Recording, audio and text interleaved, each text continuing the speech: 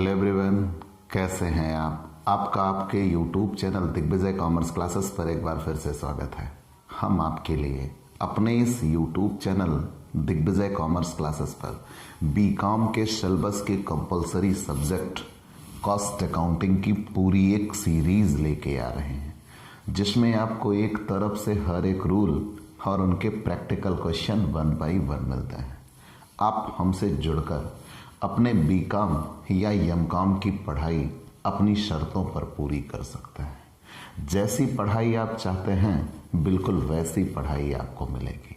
हम आपकी हर एक उम्मीद, हर एक ज़रूरत समझते हैं।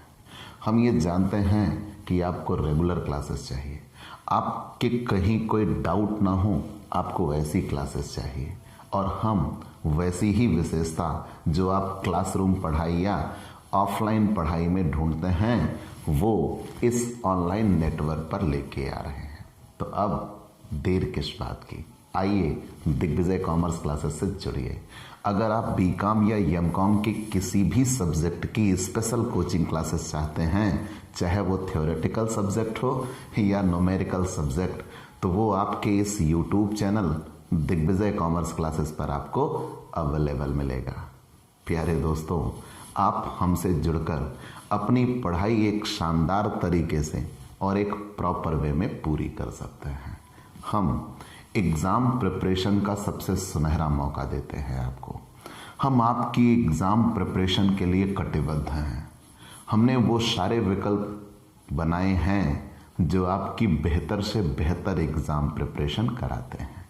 आप हमसे जुड़िए। अगर नए जुड़े हैं तो सबसे पहले हमारे इस YouTube channel Digvijay commerce classes को सब्सक्राइब करिए, शेयर करिए, बेल आइकन दबाइए ताकि आपको हमारे लेटेस्ट वीडियोज के अपडेट मिल सकें। आप हमसे पेड क्लास ले सकते हैं। पेड क्लास पाने के लिए आप हमारे व्हाट्सएप नंबर पर व्हाट्सएप करिए, मैसेज करिए, आपको पेड क्लास की पूरी जानकारी दे दी जाएगी, जिसमें बहुत थोड़े से शुल्क का भुगतान करके आप हमसे एक रेगुलर क्लास पाते हैं। PDF मिलेगा, डाउट सेशन रखा जाएगा, क्वेश्चन पेपर सॉल्व कराए जाएंगे। तो ये सब कुछ पाने के लिए आप हमसे पेड क्लास ले सकते हैं। प्यारे दोस्तों, हम आपके लिए कॉस्ट अकाउंटिंग की सबसे इम्पॉर्टेंट लेसन में से एक प्रोसेस कॉस्टिंग की शुरुआत किया और प्रोसेस कॉस्टिंग के लगभग हम अंतिम चरण की ओर बढ़ चले हैं। वो लास्ट क्वेश्चन जिसे हम जॉइंट एक्सपेंस नाम से जानते हैं, मैं आपको बेहतर तरीके से समझा सकूं इसलिए मैंने क्वेश्चन ही पूरा बोर्ड पे लिख दिया है। ठीक, हम प्रोसेस कॉस्टिंग का थोड़ा सा बखान कर देते हैं। क्यों? प्रोसेस कॉस्टिंग एक ऐसा लेसन है जो प्रत्येक वर्ष एग्जाम में आता है, डेफिनेट है एग्जाम में आएगा और सबसे ज़्यादा नंबरों में से आएगा। और ये आपके लिए आसान लेसन बन जाता है। क्यों? क्योंकि इसमें लगाने का तरीका जो होता है ना, वही काम आपको बार बार करना होता है। लेकिन दूसरी बात ठीक उल्टा, ये लेंदी हो जाता है। बच्चे जल्दी इससे ऊब महसूस करना शुरू कर देते हैं। तो आप नंबर देखिएगा कितने नंबर मिलने वाले हैं। ऊब नहीं आनी चाहिए। मतलब ये कि हम आपको हर एक चीज़, हर एक बिंदु बेहतर तरीके से समझाएंगे। आप उसके बारे में बिल्कुल भी निश्चिंत रहिए। आप बेहतर से बेहतर तैयारी पाते हैं, यही हम सुनिश्चित करते हैं। तो प्यारे दोस्तों, आइए हम आपको संयुक्त व्यय और प्रोसेस कॉस्टिंग के बारे में थोड़ा सा बताते हैं। हमने ये कहा था, हाल फिलहाल कल हम संयुक्त व्यय आपको पढ़ा चुके हैं, लेकिन कल हमने जो संयुक्त व्यय बनाया था वहाँ एक सामान के साथ एक बना था, है यहाँ एक के साथ दो बनेंगे। तो मतलब यहाँ संयुक्त व्यय निकालने का तरीका अलग होगा। तो पहले ये जानिए, मतलब हमने ये कहा कि जब हम एक सामान बनाएं और वो सामान कई चरणों से होकर आगे गुजरे तो हर एक चरण एक प्रक्रिया कहलाता है, एक प्रोसेस कहलाता है और प्रत्येक प्रक्रिया की हमें अलग अलग लागत ज्ञात करनी होगी। उस प्रक्रिया विशेष में हम जितनी भी वस्तु लगाते हैं, जितना खर्च करते हैं, वो सारे खर्च हम डेबिट कर देते हैं। फिर उससे जो वेस्टेज हो जाए, जो बाई प्रोडक्ट हो जाए, लॉस इन वेट हो जाए, और जितना हम कहीं और ट्रांसफर कर दें, अंत में ये हम देखेंगे कि कितना सामान बन के तैयार हुआ। ये सारी चीजें क्रेडिट हो जाएंगी, और प्रत्येक प्रक्रिया का उत्पाद उसकी अगली प्रक्रिया के लिए कच्चा माल बन जाएगा। मैंने इसके लिए सबसे सटीक उदाहरण आपको गुड़ का दिया था। मान लीजिए आप गुड़ बना रहे हो, तो आपके लिए सबसे पहले गन्ना चाहिए। तो गन्ना आप अपने खेतों पे उगाइएगा। गन्ना तैयार होने तक जितने खर्च करते हैं वो प्रोसेस फर्स्ट के लिए खर्च है, और गन्ना जब तैयार के हुआ तो वो पहली प्रक्रिया का उत्पाद। और जब तक आप गन्ने की पेराई नहीं करिएगा, रस नहीं पाइएगा, तो अब वही गन्ना दूसरी प्रक्रिया के लिए कच्चा माल बन जाएगा। अब फिर जब दूसरी प्रक्रिया में आप आएंगे तो उधर भी कुछ मजदूरी वगैरह खर्च करना पड़ेगा आपको, तब जाके गन्ने की पेराई होगी, और जब गन्ने की पेराई होगी तब जाके कहीं आपको रस मिलेगा, तो वो दूसरी प्रक्रिया का उत्पाद हो जाएगा।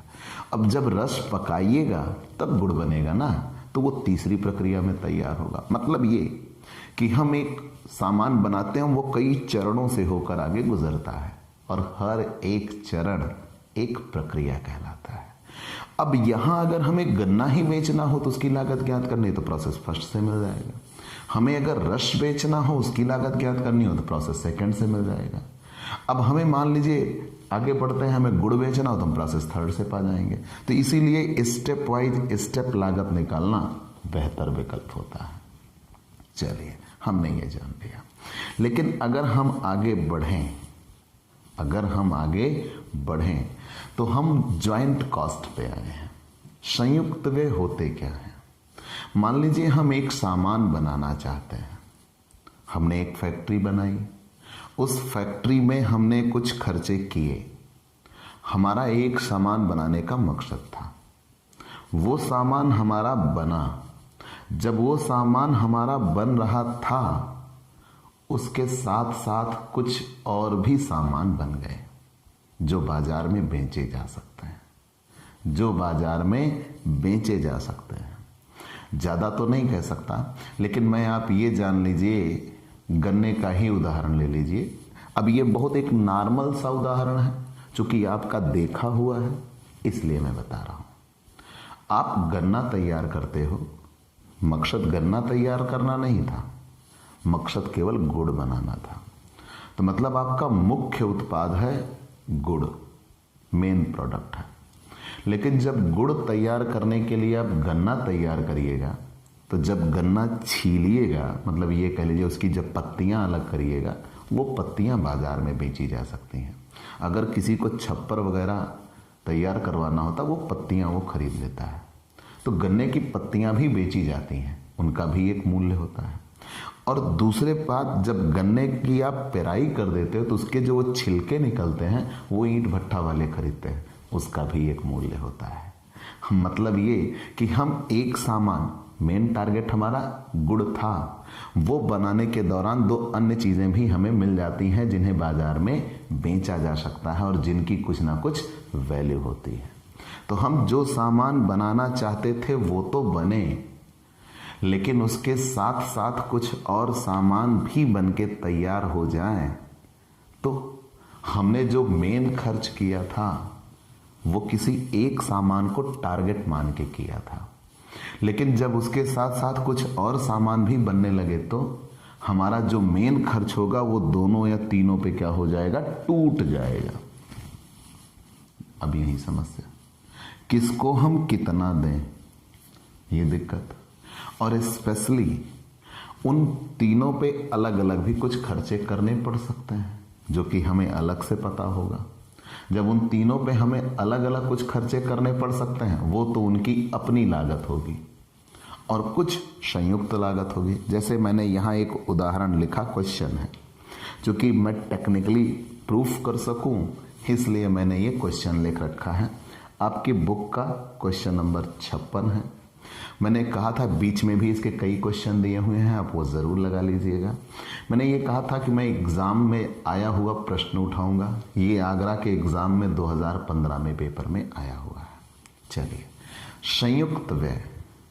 संयुक्त व्यय मतलब ये एक साथ खर्च किया गया और ये सब के लिए हुआ।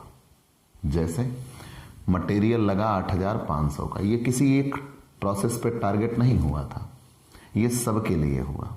संयुक्त व्यय 8,500, लेबर 9,000, ऑन कास्ट 7,500, तो कुल मिला के 25,000 रुपए का खर्च हुआ। और ये एक सामान आ बनाना चाह रहे थे, सामान आ बनाना चाह रहे थे। चलिए मान लिया सामान आ बनाना चाह रहे थे और सामान आ के साथ सामान बा और सामान सा ही ये भी प्राप्त हो गए।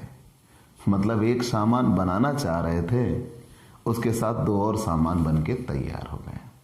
ठीक, किताबी ज्ञान या किताबी भाषा पढ़ लेते हैं पहले, फिर मैं यहां आपको समझाता हूं। एक निर्माणी संस्था में उत्पाद आ का उत्पादन करने का उपोत्पाद बावा प्राप्त होते हैं। उत्पादन के संयुक्त व्यय निम्नलिखित हैं। सामग्री 8,500, श्रम 9,000 और उपरिव्यय 7,500। पृथक व्यय निम्नलिखित है। कैसे? मटेरियल 2,500 ए पे, लेबर 1,900 और ऑन कॉस्ट 1,500, सब मिला के 5,900 ए पे खर्च है। बी पे आ जाते हैं, मटेरियल 1,200, लेबर 1,600, ऑन कास्ट 1,200। सी पे आ जाते हैं, मटेरियल है 1,400, लेबर है 2,000 और ऑन कास्ट है 1,050, 4,450 टोटल मिलके। ए को 30,000 में बेचा है 40% प्रॉफिट लेके, बी को 20,000 में बेचा है 30% प्रॉफिट लेके, और सी के 15,000 में बेचा है 25% प्रॉफिट लेके। आप उत्पादन के संयुक्त व्ययों का विभाजन किस प्रकार करेंगे, प्रदर्शित कीजिए तथा खाता बनाइए। चलिए, इतना तो क्वेश्चन आपने जान लिया। अब यहां मैं आपको प्रूफ करना चाहता हूं। तो कहा यह जा रहा है कि हम एक सामान बनाना चाह रहे थे ए। इस सामान को बनाने के लिए मेन टारगेट हमारा यही था। इस सामान को बनाने के लिए हमने कुछ खर्चे कर दिए, संयुक्त व्यय, मटेरियल, लेबर, ऑन कॉस्ट। हमारा मकसद यही था, लेकिन ये तो बन रहा था, इसके साथ साथ दो और सामान भी बन रहे थे। जब हमने उन दो सामानों को भी बनता हुआ देखा तो हमने कहा क्यों ना हम तीनों बना लेते हैं, तीनों से हमें मूल्य मिल जाएगा। तो हमने तीनों सामान अलग अलग बना लिए। तो ये हमारा मेन प्रोडक्ट है और वो दो हमारे क्या हो गए, बाई प्रोडक्ट, उप उत्पाद। अब जो ये खर्च हमने किया था वो स्पेशली इसको टारगेट मान के किया था, लेकिन जब एक साथ हमारे 3 सामान बन गए तो ये खर्च तीनों पे टूट जाना चाहिए, लेकिन किस पे कितना नहीं पता। और तीनों पे हम बराबर दे नहीं सकते क्योंकि तीनों की नाप, आकार, गुणवत्ता अलग अलग है। और यही इस क्वेश्चन की मेन प्रॉब्लम होती है। इनको तीनों में हम बांटें कैसे? दूसरी बात, तीनों पे कुछ अलग से खर्च हुआ है, तो जो अलग से खर्च हुआ है वो तो उनकी अपनी लागत है। जैसे ए पे अलग से खर्च हुआ 5,900, बी पे अलग से खर्च हुआ 4,000 और सी पे अलग से खर्च हुआ 4,450। तो जितना अलग से खर्च हुआ वो तो उनका दिखाया ही जाएगा, ठीक है। और प्लस ये इतना इकट्ठा खर्च हुआ है, तो जो इकट्ठा खर्च हुआ है, ध्यान दीजिएगा, वो तीनों में बिखरेगा, टूटेगा, तभी उनकी लागत निकल के आएगी। कल मैंने आपको ये प्रूफ किया था, ये इतना क्लियर हो गया ना। फिर से जान लीजिएगा, मैंने ये कहा कि हमने ये संयुक्त व्यय किए, मतलब एक साथ तीनों के लिए, और ये तीनों पे अलग अलग से खर्च हुआ। तो अगर इनकी कुल लागत हमें जाननी है तो जो इनका खर्च है वो प्लस इसमें से जितना उनके पीछे लगा है वो जोड़ देंगे, तभी उनकी कुल लागत आएगी। इनके पीछे जितना खर्च हुआ है वो प्लस इसमें से जितना उनके हिस्सा निकल के आएगा, उनका अकेले जितना खर्च हुआ प्लस इसमें से जितना हिस्सा निकल के आएगा, तो ये तीनों में जाके क्या हो जाएगा, टूट जाएगा, और वही हमें निकालना है। तो कल मैंने आपको कुछ प्रूफ करके यहाँ पे दिखाया था फॉर्मूले के साथ। चूंकि ये सामान बने हैं और बनने के बाद ये सामान बिके हैं, तो अगर बना है और बनने के बाद बिका है तो बिकने का मतलब सेलिंग प्राइस क्वेश्चन में दिया हुआ है, सेलिंग प्राइस। अब अगर सेलिंग प्राइस दिया हुआ है तो सेलिंग प्राइस बराबर फॉर्मूला होता है ना टोटल कॉस्ट प्लस प्रॉफिट। अब अगर ये फॉर्मूला होता है तो सेलिंग प्राइस में से अगर हम प्रॉफिट घटा दें तो टोटल कॉस्ट आएगा। मानते हैं ना कि अगर सेलिंग प्राइस में से हम प्रॉफिट घटा देते हैं तो टोटल कॉस्ट आएगा। कहीं कोई दिक्कत नहीं होनी चाहिए। अब अगर हम सेलिंग प्राइस में से प्रॉफिट घटा देते हैं तो टोटल कॉस्ट आ जाएगा। भाई टेक्निकली प्रूफ हो रहा है कि सेलिंग प्राइस कैसे आती है, लागत में लाभ जोड़ देने के बाद। अगर हमने लागत में लाभ जोड़ दिया तो प्रॉफिट तो सेलिंग प्राइस आ गया। तो अगर हमने लागत में लाभ जोड़ने के बाद सेलिंग प्राइस निकाला तो सेलिंग प्राइस में से लाभ घटा देंगे तो टोटल कॉस्ट आ जाएगी। और अगर टोटल कॉस्ट आई तो टोटल कॉस्ट कहां से बन रही है, जो इनकी पृथक लागत है वो मतलब अकेले खुद का प्लस जो ज्वाइंट कॉस्ट में उनका हिस्सा होगा वो शेयर इन ज्वाइंट कॉस्ट। मतलब अगर दोनों जोड़ देंगे तभी लागत आएगी।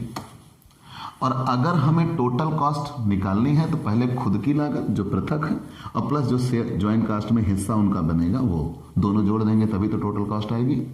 और अगर टोटल कॉस्ट मिल गई तो टोटल कॉस्ट में सेपरेट कॉस्ट घटा देंगे तो क्या निकल के आ जाएगा, टोटल कॉस्ट में से सेपरेट कॉस्ट घटा देंगे, पृथक लागतें घटा देंगे, तब जो निकल के आएगा वो शेयर इन ज्वाइंट कॉस्ट होगा।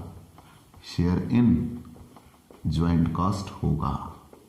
इन्हीं फॉर्मूलों के मद्देनजर हम आइए इसको प्रूफ करने का प्रयास करते हैं। ठीक, तो चलिए हम calculation of share in joint cost, यहां तक बात समझ में आ गई ना कि सेलिंग प्राइस कैसे आती है, टोटल कॉस्ट में प्रॉफिट जोड़ देने के बाद। तो सेलिंग प्राइस में से अगर प्रॉफिट घटा दिया तो टोटल कॉस्ट आ जाएगी। टोटल कॉस्ट में सेपरेट कॉस्ट और ज्वाइंट कॉस्ट दोनों जोड़ देते हैं तब आती है। तो अगर टोटल कॉस्ट में से सेपरेट कॉस्ट घटा दिया तो क्या बचेगा, केवल और केवल शेयर इन ज्वाइंट कॉस्ट। तो आइए हम ए के लिए, बी के लिए और सी के लिए निकालते हैं। सबसे पहले सेलिंग प्राइस।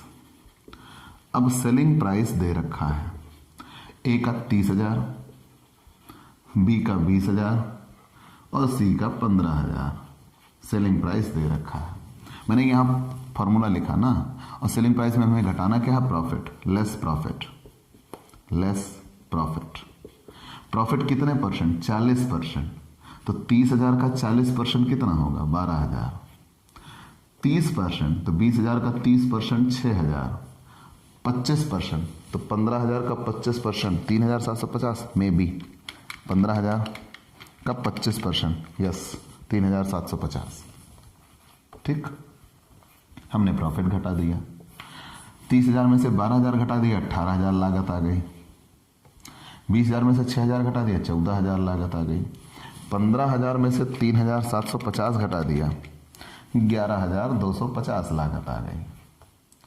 अब अगर इतनी लागतें आ गई, ठीक, 18,000, 14,000 और 11,250, ये टोटल कॉस्ट है।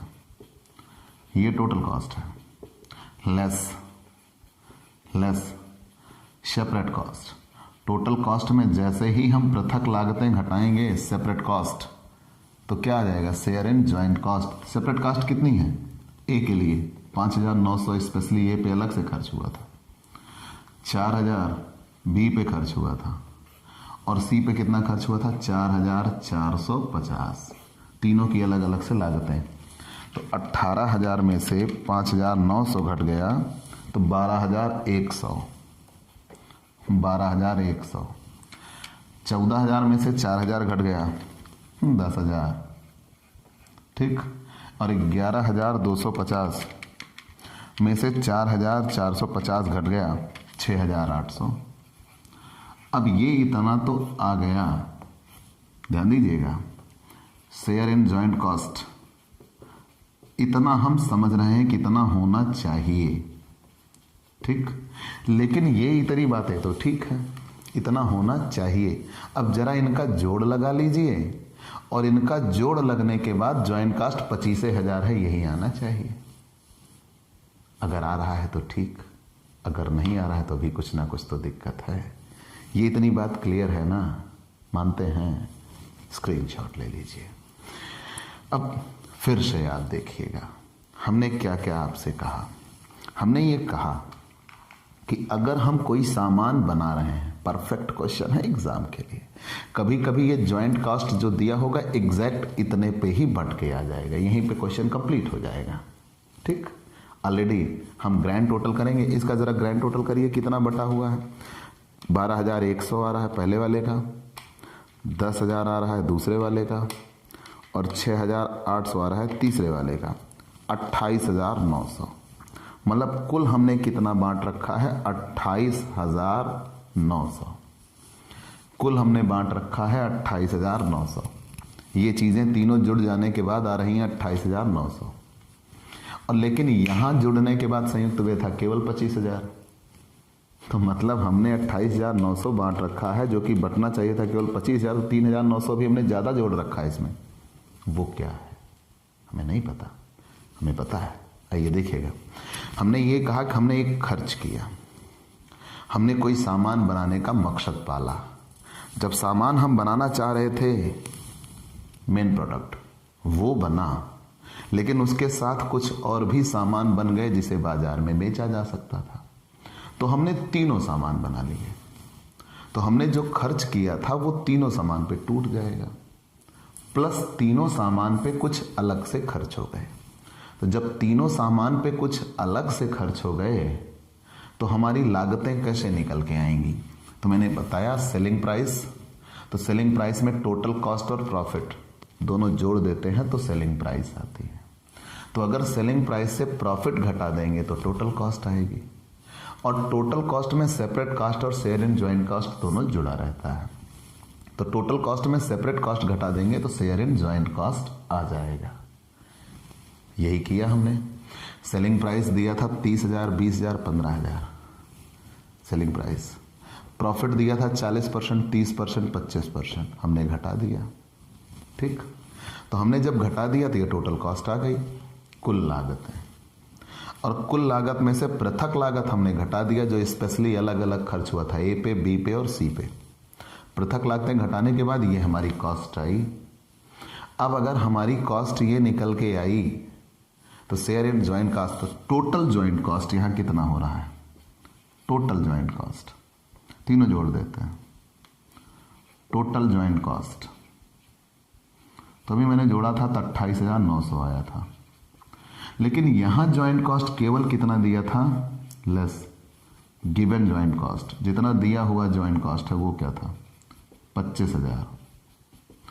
अब यही दिक्कत, मतलब 3,900 रुपये एक्स्ट्रा है जिसके बारे में हमें कोई जानकारी नहीं है। तो इसका सीधा मतलब है वो 3,900 रुपये अलग से खर्च हुआ है, जो सामान के बन जाने के बाद होता है, और वो भी इसमें जुड़ रखा है, वो भी इसमें जुड़ रखा है। मतलब जितना तो यहां दिया है वो तो इसमें है, कुछ अलग से खर्च हुआ है जो सामान बनने के दौरान हो। चूंकि ये हम हल कर रहे हैं उल्टा, सेलिंग प्राइस सबसे अंत में आता है, सेलिंग प्राइस से प्रॉफिट।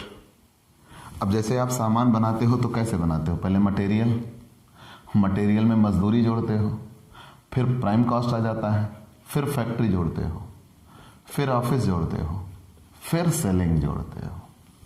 ठीक, तब टोटल कॉस्ट आती है। अब यहां कुछ नहीं दिया, मतलब ये यहां तक था, सेलिंग की बात नहीं की होगी। ठीक, क्योंकि ये अलग से आता है, सामान बन जाने के बाद होता है। तो यही चीज यहां पे अलग से निकल के आ गया। मतलब ये आप ऐसा समझिए कि इन्होंने मटेरियल का खर्च दिखाया, लेबर का खर्च दिखाया, ऑन कास्ट। तो ये सामान बनाने के दौरान की बात की गई। तो सामान बनाने के दौरान इसमें फैक्ट्री और ऑफिस तक की तो चीजें आई, लेकिन इसमें सेलिंग की चीज शामिल नहीं है। लेकिन जब इन्होंने ऐसे उल्टा निकाला, सेलिंग प्राइस में से प्रॉफिट, प्रॉफिट बाद टोटल कॉस्ट आया, टोटल कॉस्ट में सेपरेट कॉस्ट घटाया, तो इसमें सेलिंग एक्सपेंस भी जुड़ा हुआ है। वही दोनों में अंतर बन रहा है, वही दोनों में अंतर बन रहा है। ठीक, तो ये चीजें थी केवल 25,000। तो ये बंट जाने के बाद 25,000 अगर आ गया होता तो हम मानते कि कोई सेलिंग नहीं था।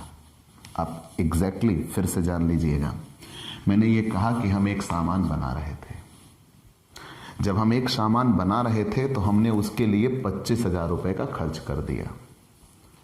तो हमारी जो वो सामान 3 टुकड़ों में बटा, तो उन तीनों की लागतें अगर निकालूं तो 25,000 ही आना चाहिए। अब यहां जब हम उल्टा उल्टा हल करते चले तो हमारी लागतें आ गई 28,900। ये 3,900 किसके ज्यादा हो गए? तो मतलब कुछ एक्स्ट्रा खर्च भी इसमें हमने जोड़ रखा है जिसके बारे में यहां नहीं कहा गया, उसे अलग करेंगे तब ये अलग होगा। तो वो क्या है? सेलिंग एक्सपेंस है।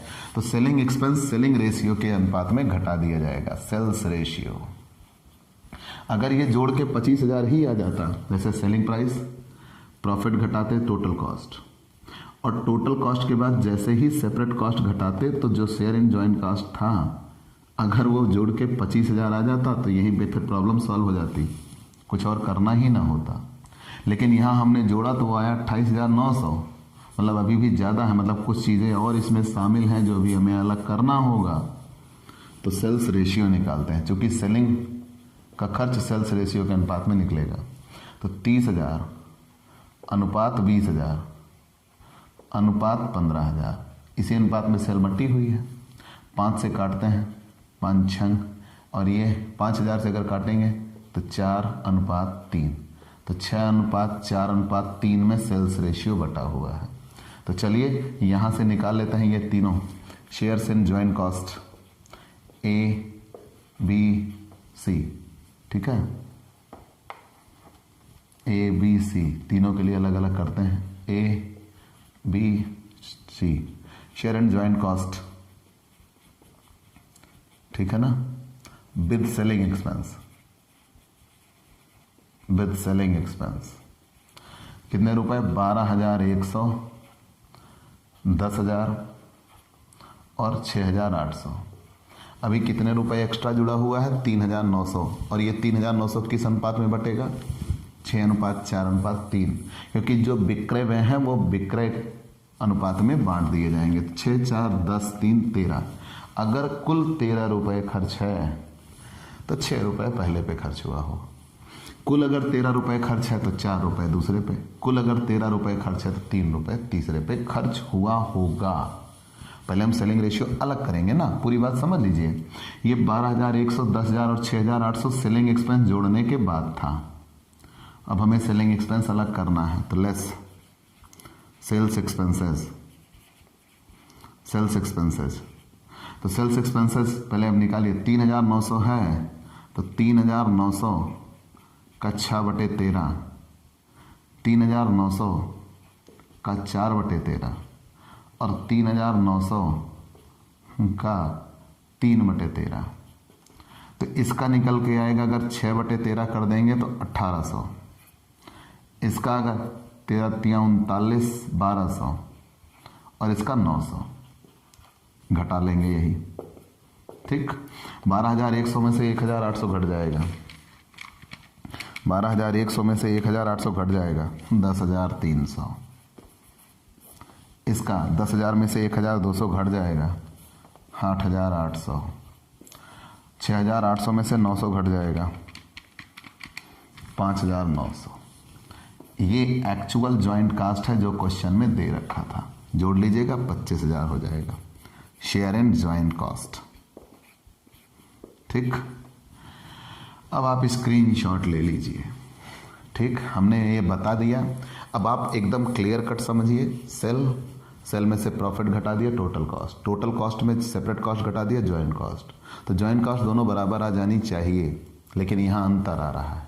तो अंतर आ रहा है तो हम ये मानेंगे कि सेल एक्सपेंसेस में जुड़ा हुआ है। तो सेल एक्सपेंस हमने अलग किया। कितने का अंतर आ रहा है? 3,900 का। तो 3,900 को किसके रेशियो में अलग कर देंगे? सेल्स रेशियो के में अलग कर देंगे। मतलब ये एक्स्ट्रा खर्च हुआ है जिसके बारे में यहाँ सूचना नहीं थी। आप स्क्रीनशॉट ले लीजिए, ठीक। अब हमने निकाल लिया। अब हम जॉइंट कॉस्ट अकाउंट बनाते हैं। चलिए,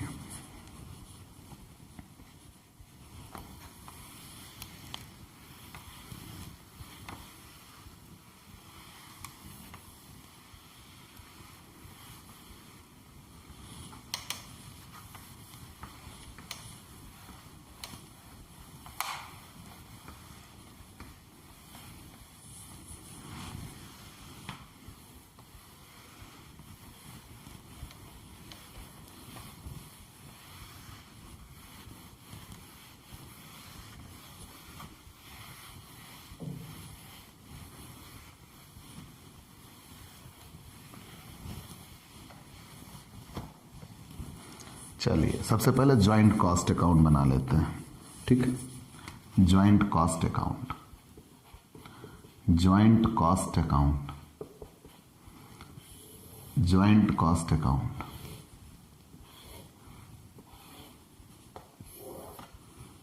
ठीक, ज्वाइंट कॉस्ट अकाउंट।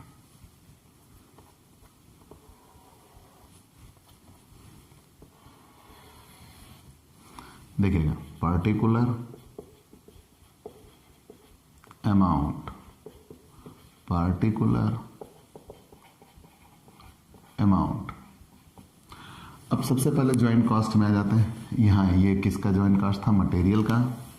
ये लेबर का था, ये और ये ऑन कॉस्ट था। ठीक, तो टू मटेरियल, मटेरियल के लिए ज्वाइंट कॉस्ट कितने रुपए खर्च हुआ था? 8,500। To labour,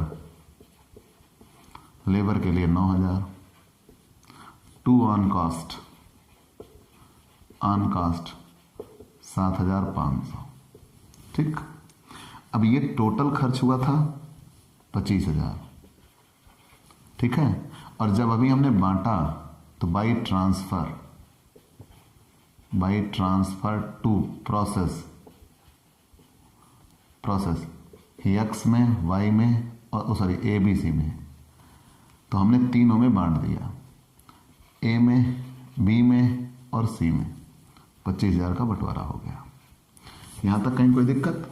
joint cost account बना रहे हैं तो ज्वाइंट कॉस्ट में कितना खर्च हुआ? मटेरियल पे खर्च हुआ 8,500, लेबर पे खर्च हुआ 9,000, 7,500 खर्च हुआ ऑन कॉस्ट पे। और अभी हमने बांटा था तो ए पे आया था 10,300, बी पे आया था 8,800, ठीक, और सी पे आया था 5,900। तो जब तीनों का हम जोड़ देंगे तो 25,000 आएगा। क्लियर? और यही बंटवारा हुआ था। चलिए एक चीज तो बन के आ गई, ज्वाइंट कॉस्ट अकाउंट। अब हम main product account X, X main product account, process X main product account, process X main product account.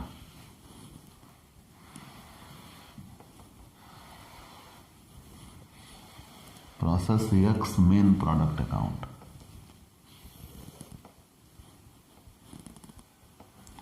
Process X main product account. ठीक है, process X main product account. To material, material कितने रुपए material पे खर्च हुआ है? पहले sorry, पहले टू ट्रांसफर्ड ऐसा लिखे, पहले ज्वाइंट कॉस्ट से जो आया वो to transferred from joint cost, from joint cost. तो एक्स के लिए ज्वाइंट कॉस्ट से कितना ट्रांसफर किया गया था? 10,300। ये स्पेशली एक्स के लिए, ए के लिए ट्रांसफर था। अब ए के लिए तो 10,300 आ गया, हमने ये जान लिया। अब अलग से खर्च कितना हुआ है स्पेशली ए के लिए? ज्वाइंट कॉस्ट से 10,300 ट्रांसफर हुआ था, 10,300 आ गया।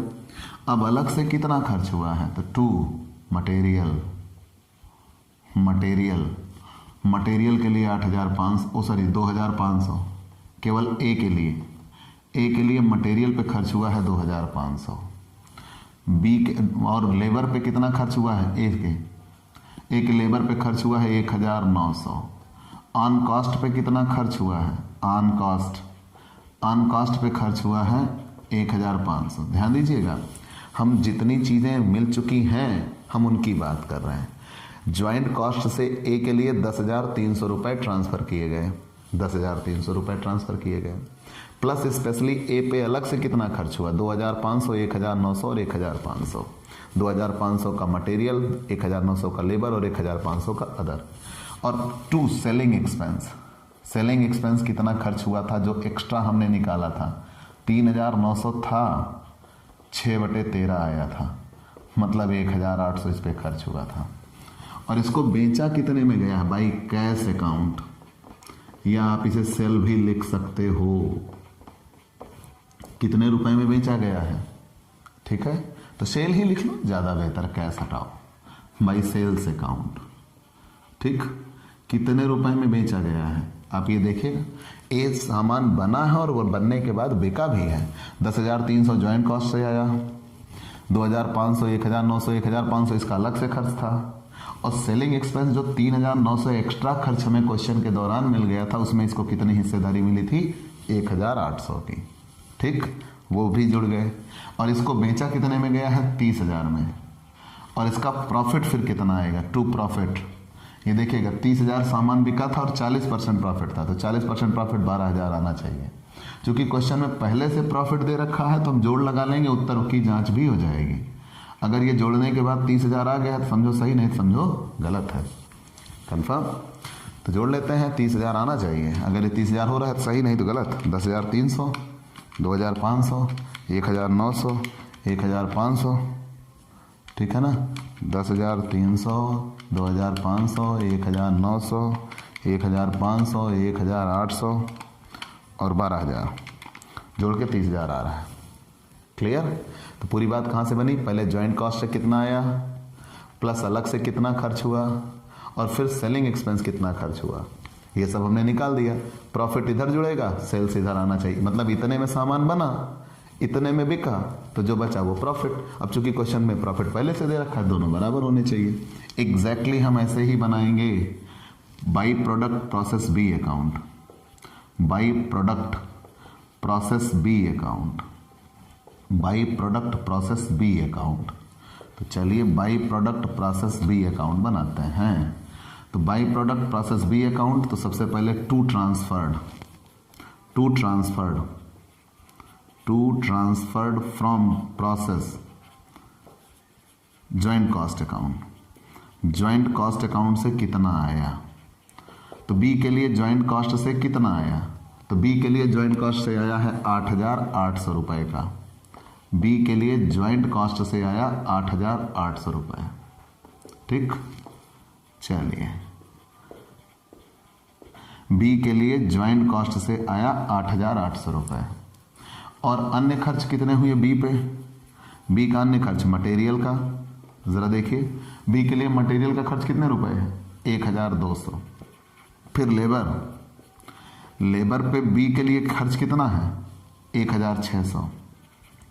ऑन कॉस्ट पे बी के लिए कितना खर्च है? 1,200।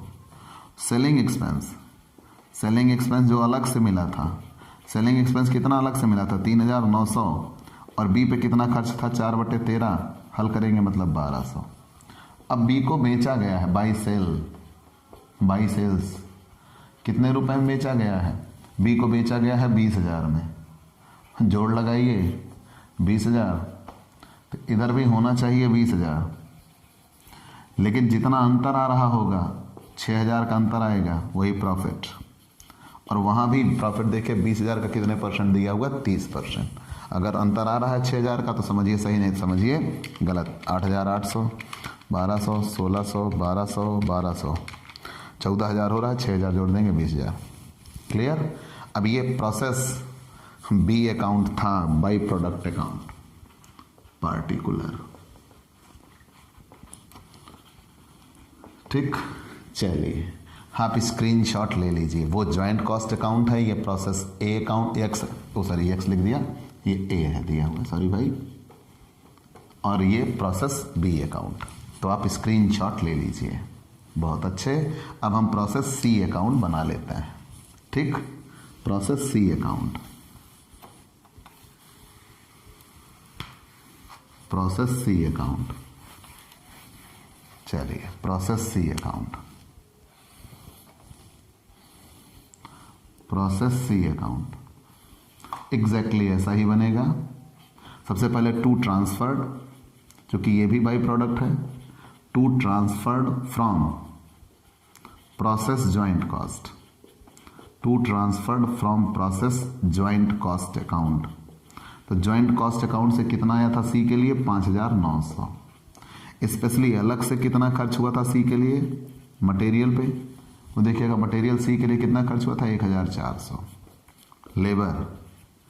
लेबर सी के लिए कितना खर्च हुआ था? 2,000। ऑन कॉस्ट सी के लिए कितना खर्च हुआ था? 1,050। और यहाँ सेलिंग एक्सपेंस सेलिंग एक्सपेंस था 3,900 और सी पे बटा था 3/13, मतलब कितने रुपया था 900। हम यहाँ बाई सेल्स अकाउंट, ठीक है, ये ज्वाइंट कॉस्ट से इतना आया प्लस अलग से इतना खर्च हुआ, और जो सेलिंग एक्सपेंस था 3,900 वो इस पे कितना था 3/13। सी को कितने में बेचा गया 15,000 में, ठीक। 15,000 इधर भी आना चाहिए, 15,000 इधर भी आना चाहिए, और इधर जो बचा वही क्या कहलाएगा प्रॉफिट एंड लॉस 3,750। अगर आ रहा है तो समझिए सही, नहीं तो समझिए गलत, ठीक। जोड़ लेते हैं 5,900, 1,400, 2,000, 1,050, 900, ठीक। चलिए 3,750 एग्जैक्टली। तो आप स्क्रीनशॉट ले लीजिए जी, बिल्कुल। आपके लिए ये क्वेश्चन समाप्त हुआ, ये क्वेश्चन के साथ ये लेसन भी समाप्त हुआ।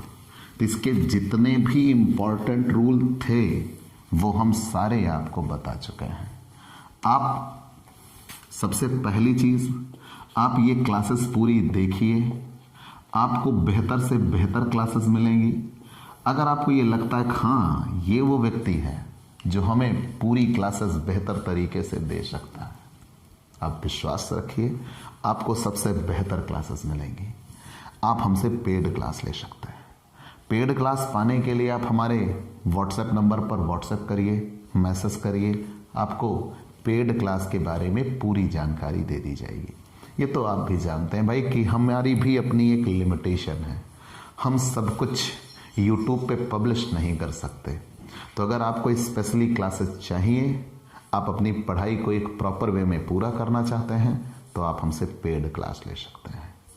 और अगर आप हमसे नए जुड़े हैं तो सबसे पहले हमारे इस YouTube channel Digvijay commerce classes को सब्सक्राइब करिए, शेयर करिए, बेल आइकन दबाइए ताकि आपको हमारे लेटेस्ट वीडियोज़ के अपडेट मिल सकें।